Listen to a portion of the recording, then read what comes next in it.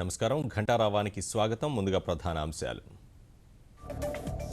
ముసాయిదా విధి విధానాలపై 10 రోజుల్లోగా అభిప్రాయం చెప్పండి, లేదంటే ఆమోదించినట్లేనని 2 రాష్ట్రాలకు కృష్ణా బోర్డు స్పష్టీకరణ.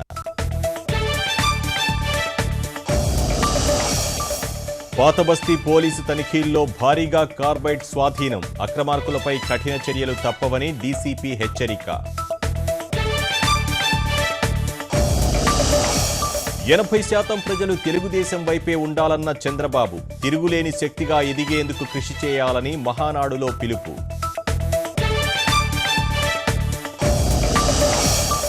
ఈశాన్య రాష్ట్రాలకు కేంద్రం అండగా ఉంటుందన్న ప్రధాని, పెద్ద మొత్తంలో నిధులిచ్చి ఆదుకుంటామని స్పష్టీకరణ.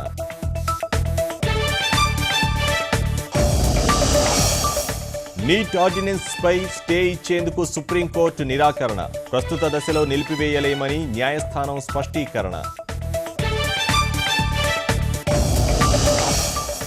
అణ్వాయుధాల నిర్మూలనకు కలిసి రావాలన్న ఒబామా, హిరోషిమా దాడి మృతులకు అగ్రరాజ్య అధ్యక్షుడి నివాళి.